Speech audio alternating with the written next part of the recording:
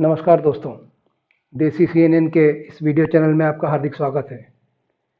जैसा कि आप जानते हैं, मैं शेयर मार्केट से संबंधित कुछ सामान्य ज्ञान आप लोगों को देने का प्रयास करता हूं। तो देख रहे हैं उन्हें शेयर मार्केट में अधिक से अधिक लाभ कमाने का मौका मिल सके।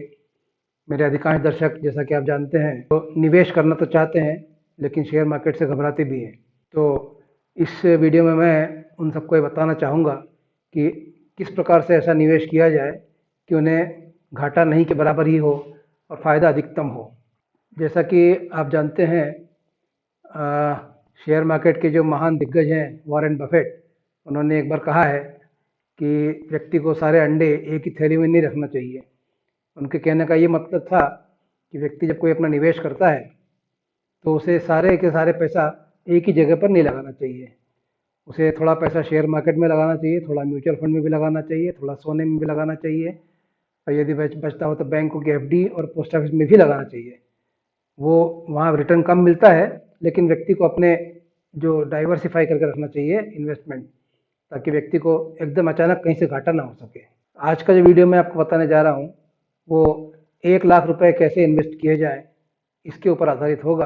कि मान लीजिए किसी के पास 1 लाख रुपए इन्वेस्ट करने के लिए है, या कहीं किसी पॉलिसी मैच्योर होने से अथवा किसी अचानक कहीं से उसकी इनकम हुई हो, 1 लाख रुपए उसके पास अतिरिक्त हो और वो चाहता हो कि अगले 3 या 4 साल में उसको इस 1 लाख से अच्छा फ़ायदा मिल सके और घाटा कतई ना हो, तो उस व्यक्ति के हिसाब से, या जो 1 लाख रुपए इन्वेस्ट करना चाहता है, उस व्यक्ति के हिसाब से मैं ये वीडियो पेश करने जा रहा हूँ। तो कृपया मेरे चैनल को लाइक और सब्सक्राइब कर लीजिए और नीचे बेल आइकन का जो बटन दिया है उसे ज़रूर दबा दीजिए, ताकि आगे आने वाले इसी प्रकार के ज्ञानप्रद वीडियो आपको मिलते रहेंगे। तो आइए हम शुरू करते हैं हमारा आज का वीडियो। जैसा कि मैंने आपसे बताया, यदि किसी व्यक्ति के पास 1 लाख रुपए हैं और वो ऐसा चाहता है कि वो अगले 4 या 5 साल तक उसको इन्वेस्ट करना चाहे लेकिन उसे घाटा कतई ना हो, तो मैं उसे 3 या 4 भागों में उसके 1 लाख रुपए बांट कर कहाँ कहाँ कैसे लगाने हैं ये मैं बताने जा रहा हूँ। हो सकता है कि व्यक्ति के पास 50,000 ही हो या 25,000 रुपये ही हो, तो वो अपने हिसाब से इन पैसों को अलग अलग टुकड़े में बांट के अलग अलग जगह पे लगा सकता है, अलग अलग शेयरों में लगा सकता है उस अनुपात में। तो चाहे 1 लाख रुपए हो, चाहे उसके पास 25,000 रुपये हों, अगर वो व्यक्ति मेरे बताए अनुसार उसको डिवाइड करता है शेयरों में, तो उसे कभी घाटा होने की संभावना नहीं के बराबर है। शुरू करते हैं हम आज का वीडियो। सबसे पहले, अगर आपके पास 1 लाख रुपए हैं तो आपको अपने 1 लाख रुपए में से सबसे पहले 30,000 रुपये, 1 लाख में से 30,000 रुपये आपको एफएमसीजी और फार्मा सेक्टर में लगाने हैं। ये सबसे ज़्यादा उठाव वाला सेक्टर होता है। एफएमसीजी यानी हमारे डेली तेल, साबुन, नमक, इस सच्चे, और फार्मा यानी हमारी दवाइयाँ होती हैं इसमें। तो आपको जो 30,000 रुपये लगाने हैं, अब आप अपने हिसाब से लगा सकते हैं कि आपको कितना डिवाइड करना है उस 30,000 में से, लेकिन 30,000 से ऊपर आपको इन्वेस्ट नहीं करना है, क्योंकि आपके पास लगाने के लिए केवल 1 लाख रुपए ही है। तो इस 30,000 को आप डिवाइड कीजिए डीमार्ट में या फिर हिंदुस्तान लीवर में।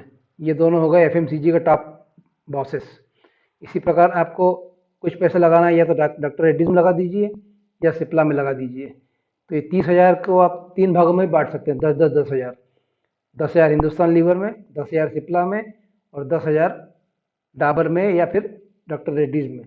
इस प्रकार ये आपके पहला इन्वेस्टमेंट हुआ 30,000 रुपये का 1 लाख में से, जो आप लगाएंगे एफएमसीजी और फार्मा सेक्टर में। अब आप 70,000 रुपये, इन 70,000 रुपये में से अगले 15,000 रुपये 15,000 रुपये आप लगाएंगे बैंकिंग और फाइनेंशियल सेक्टर में। तो बैंकिंग और फाइनेंशियल सेक्टर में सबसे टॉप की चीज़ें जो कंपनियां हैं वो है एचडीएफसी बैंक, बजाज फाइनेंस और आईसीआईसीआई बैंक। तो इन चारों में से 15 में आपके पास जो भी आपको संभावना ठीक लगती है, चारों ही कंपनियां अच्छी हैं। आप चाहे तो आईसीआईसीआई बैंक के अकेले आईसीआईसीआई बैंक के भी 15,000 रुपये का शेयर ले सकते हैं, या फिर आप उसको 2 भागों में बांट दीजिए, क्योंकि बजाज फाइनेंस का शेयर थोड़ा महंगा है। तो आप चाहे तो बजाज फाइनेंस शेयर का 1 या 2 शेयर ले लीजिए और आईसीआईसीआई बैंक के पैसे आईसीआईसीआई बैंक में डाल दीजिए, का शेयर ले लीजिए। तो ये आपके पास हो गए 2 शेयर हो गए। ये हो गए आपके 30,000 और 15,000, यानी हो गए कुल 45,000। अब आपके पास बचे हैं 55,000 रुपये। और इन 55,000 रुपये में से जो तीसरा भाग आप करेंगे वो होगा अदर्स में, जो आगे आने वाले भविष्य की जो कंपनियां हैं उनमें, जिसमें अगले 4 साल में भविष्य में कंपनियां जो बढ़ने की उम्मीद है या सरकार जिस पर ज़्यादा काम कर रही है, उन पैसों में उसमें आप 30,000 रुपये लगाएंगे। तो ये 30,000 रुपये आप किस कंपनी में लगाएंगे, किस प्रकार की? पहला है एशियन पेंट्स, दूसरा है एक्साइड जो बैटरी है, तीसरा होगा पीडीलाइट, चौथा होगा टाटा मोटर्स या टाटा पावर। इस प्रकार के कंपनियों में आप 30,000 रुपये लगा सकते हैं। तो इस प्रकार आपके हो गए 85,000 रुपये आपने इन्वेस्ट कर दिए। इन 4 कंपनियां जो मैंने आपको बताई पिछली, इन चारों कंपनियों का आगे का भविष्य बहुत उज्ज्वल है। टाटा पावर का भी कि काम चल रहा है सरकार की तरफ से, सरकार चाहती है कि अधिक से अधिक इलेक्ट्रिक वाहन हो सके। तो इलेक्ट्रिक वाहन बनाने के जो चार्जिंग पॉइंट है वो टाटा पावर के पास सबसे ज़्यादा है। तो टाटा पावर के शेयर भी आप इस 30,000 में से 15,000 के टाटा पावर शेयर ले सकते हैं, और बाकी के 15,000 में आप एशियन पेंट्स के भी ले सकते हैं। इस प्रकार हो गए आपके करीब करीब 30,000, 15,000 और 30,000, ये हो गए आपके करीब करीब 60 और 15 75,000 रुपये आपके इन्वेस्टमेंट कर दिया आपने। अभी भी आपके पास 25,000 रुपये बचे हैं जो आप इन्वेस्ट करना चाहते हैं। तो उन 25,000 में से आप 15,000 रुपये IT सेक्टर में लगाइए। IT सेक्टर जैसा कि आप जानते हैं हमेशा सदाबहार होता है। तो ये IT सेक्टर का जो टॉप होता है वो होता है TCS कंपनी के शेयर जो होते हैं वो सबसे टॉप के होते हैं। या फिर अगर आप नहीं चाहते IT शेयर में जाना, तो फिर एक होता है CDSL जो हमेशा बढ़त में रहता है, क्योंकि CDSL जो होता है वो कंपनियों और क्लाइंट के बीच में जो दलाली होती है उसका काम करता है, वो आपके शेयरों को डीमैट में ट्रांसफ़र करने का। तो CDSL कंपनी कभी घाटे में जा नहीं सकती, तो आप चाहें तो CDSL कंपनी का शेयर भी ले सकते हैं। तो CDSL और TCS ये मिला के हो गए आपके 15,000। तो अब आपके पास बचे 10,000 रुपये केवल। अब अंत के जो 10,000 रुपये हैं 1 लाख में से, वो आप ऑटो सेक्टर में लगा सकते हैं या इलेक्ट्रॉनिक के सेक्टर में लगा सकते हैं। ये सेक्टर भी कभी कभी तेज़ी से उन्नति करता है, वरना धीरे धीरे उन्नति करता ही करता है। वोल्टास का ले सकते हैं, हैवेल्स का ले सकते हैं, बजाज इलेक्ट्रिक ले सकते हैं। इस प्रकार की जो इलेक्ट्रिक कंपनियां हैं और मोटर कंपनियां हैं, इलेक्ट्रॉनिक्स की कंपनी, या फिर आप सोना कोयो भी ले सकते हैं जो अधिकतर कारों में लगाते हैं काम अपने इक्विपमेंट। सोना BLW जो है वो भी बहुत बढ़िया कंपनी है। इस प्रकार जो 10,000 रुपये आपके पास बच रहे हैं, ये आप इलेक्ट्रॉनिक्स में और टाटा इसमें मोटर कंपनी में लगाएंगे। इस प्रकार आपका कुल मिला के 1 लाख का इन्वेस्टमेंट को जो पूरा एक गुलदस्ता बन गया है। और ये गुलदस्ता आप 4 साल तक रखे रहेंगे तो कभी भी आपको घाटा नहीं होगा, क्योंकि इसमें आपने उसको 5 भागों में बांट दिया है। आपने फार्मा का 1-2-3 शेयर ले लिए हैं, आपने FMCG भी ले लिया है, आपने बैंकिंग भी ले लिया है, उसके बाद आपने कंप्यूटर भी सेक्टर भी ले लिया, IT सेक्टर भी ले लिया, आपने ऑटो सेक्टर भी ले लिया।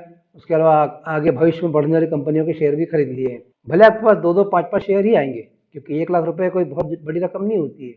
पर 1 लाख रुपए आपको एक मुश्त लगाने के लिए अगर आप 1 लाख रुपए की FD करना चाहते हैं 5 साल के लिए या 8 साल के लिए, तो उससे बेहतर मैं ये सलाह दूंगा कि जो मैंने आपको 5 सेक्टर सेपरेट बताए हैं और जिस प्रकार से मैंने उसका विभाजन किया है, तो उस विभाजन के हिसाब से आप अपना 1 लाख रुपए जब लगाएंगे तो अगले 5 साल में आपको निश्चित रूप से भरपूर फायदा होगा।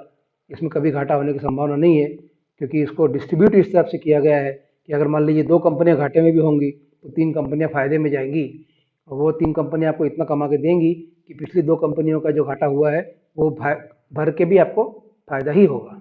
तो कृपया मेरी सलाह को ध्यान रखिएगा और इस प्रकार से अपने 1 लाख रुपए को इन्वेस्ट करने का प्रयास कीजिए, ताकि आपको भविष्य में कभी घाटा ना हो। इसी प्रकार मेरे चैनल के साथ बने रहिए, सब्सक्राइब कीजिए और लाइक का बटन जरूर दबा दीजिए और नीचे बेल आइकन का बटन भी दबाइए। नमस्कार।